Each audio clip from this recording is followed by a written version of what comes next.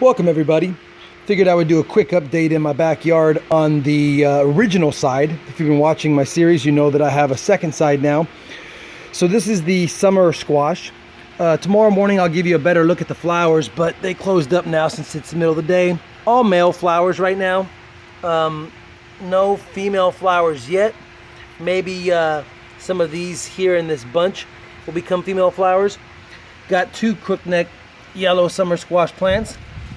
Not exactly doing really well because of the heat, but they're flowering and we're just waiting for them to get their female flowers so that we can start pollinating. Probably gonna have to hand pollinate because I don't get a lot of bees over here. The zucchini plant's doing really well.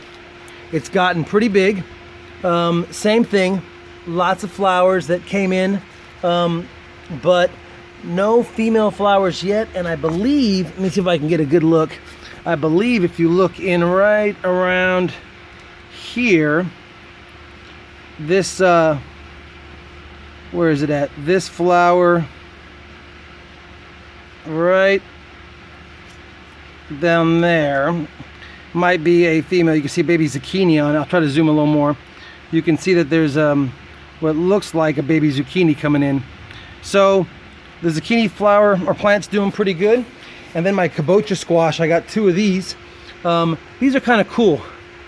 They wrap and climb and grab onto everything for support. So we got two of them back here. No flowers yet, just starting to get some flowers it looks like. Anyway, that's the kabocha squash. So we've got the kabocha, the zucchini, and the two yellow crooknecks. And then I've got an assortment of tomato plants in here. They're young. Believe we actually even might have a couple of tomatoes on some of these plants already. Let's see if I can find you one. I thought I saw one. Thought I saw some earlier. Oh yeah, we've got one right here coming in. So that's, you know, kind of cool. And I thought there was. Oh yeah, there's the other one right here. So a couple of little tomatoes coming in already.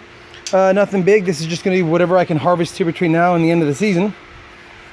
And then finally, on this middle bed right here, we've got several green beans coming in. Let's see if I can get you a pretty good look.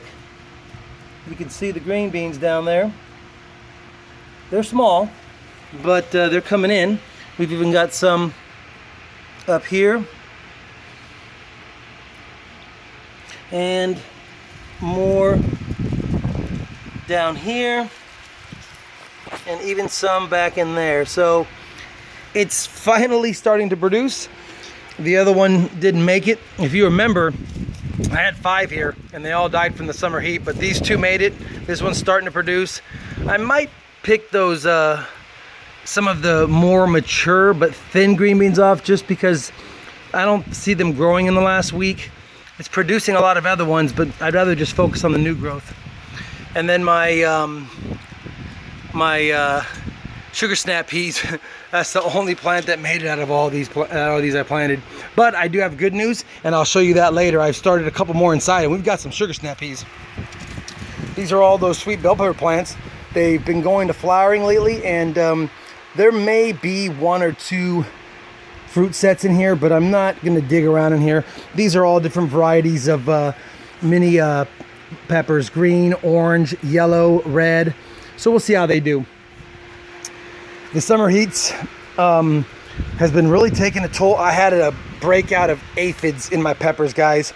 They've really done a damage. I sprayed neem oil on it a few times over the last few weeks, and it seems to have killed all of the aphids. But these two plants back here, my orange scotch bonnets, got murdered. They're coming back, so that's good, but they've gone through a lot. My red savina, I mean, every time I come out here, there's more aphids, and despite the neem oil attempts, there's ants in my bed. And I probably got to treat the ants, because the ants keep farming the damn aphids up here. But the good news is, we still got a red jawala down there, a red jawala right there. I actually have a near ripened New Mexico Big Gem right here. So that's cool. I'll be taking that off pretty soon. And I even have a fully ripe Fresno pepper down there all by itself. So they're hanging in there. We've even got a couple of miniature Serrano peppers, and these guys have been on the plant for long enough. Oh, that's down here. Long enough that they're not going to get much bigger. They're stunted from the heat and the aphids, but they made it. And so I'll be picking those off. The basil, guys, has gone stupid. I can't keep up with it. Got some other bell pepper plants that I've planted here. These are the ones the rabbits kept eating, and they started to come back. So it looks like the rabbits have vacated the property, and now they're letting stuff grow. Obviously, the oregano and thyme and the rosemary's okay. We've got a purple jalapeno plant that just keeps getting taller and taller, and we've even got a miniature purple jalapeno that's gone to ripening. So again, the heat's been tough. It's stunted a lot of the growth on a lot of these as far as flower sets, but they are growing. I mean, these are my other sweet peppers. They've gotten really big, and we even have some fruit sets on here. I got one right here I can just show you. But it's got some fruit sets in here, so it's not completely at a loss. And then finally, I keep saying finally, but my sweet potatoes, looks like they're hanging in there. Those are the red sweet potatoes. They're vined out pretty good. We'll keep an eye on them. I think they're right around 45 days, maybe a little bit more, maybe a little less. I forgot the date. I'll have to check my videos to see when I put those in. They were grown indoors for about 2, almost 3 weeks. And what I have found for me is if I grow them indoors and get them really strong with a root system and a flowering system, when I put them in the pots, they seem to stick a lot better. All of my russet and Yukons didn't make it, guys. They got the white flies and they got other critters that dug into them. And I think if you're gonna buy store-bought potatoes and use them as seed potatoes, you've almost got to give them an ideal start, because they just are prone to be overtaken by disease.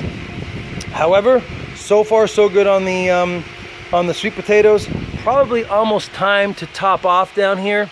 Maybe bring up the level a little bit. I don't know. I might just leave it like it is and see what it produces. Other than that, I've got some exciting things going on indoors in the grow room, and I've got some cool stuff going on the other side of the yard, which I'll post at another time. But in the meantime, the garden is just hanging on right now, and we're just trying to get what we can out of these final few months on these mature plants that had to fight through the hot summer. And we do have on this container grape tomatoes, we do have tomato sets. So looks like it's hanging in there. It's gotten about 8 degrees cooler on average, about 94 on average the last couple weeks, with some rain and some cloud cover. So looks like the cool down has helped the plants, but we'll see how they do. Anyway, that's all I got other than these last 4 grape tomatoes that I have in here.